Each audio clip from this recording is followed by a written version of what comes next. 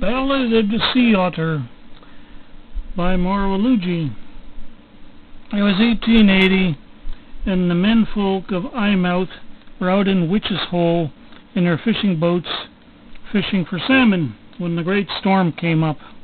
The waves were high, and the boats were tossed about like corks, and the man wailed and gnashed and expected to die any moment. Back in Eyemouth, their ladies, girlfriends, wives, and daughters had all gathered in the local theatre and were bewailing the fate of the menfolk. The play being held was a Scottish play, and the scene was where Macbeth meets the witches, who are chanting double, double, toil and trouble. And the actors noticed that their audience wasn't exactly into the play. So they stopped, and they asked, and they were told, of course, about the menfolk out in the Witch's Hole in the great storm, and how they expected to be widows before the night was over.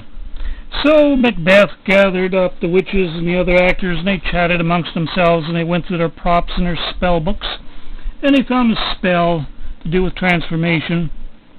And the witches gathered a cauldron, and Macbeth gathered some of the herbs, and they poured them into the cauldron, and the witches bounced about the cauldron, cackling and hackling and singing their chants, and some of the audience started changing into seals.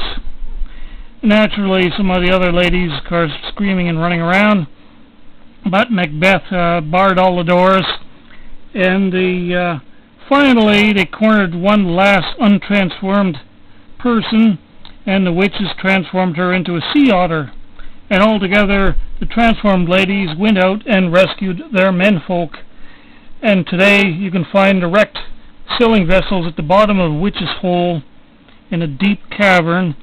But the menfolk were rescued by their ladies, who returned to their normal human forms after the spell broke again. And they lived happily ever after.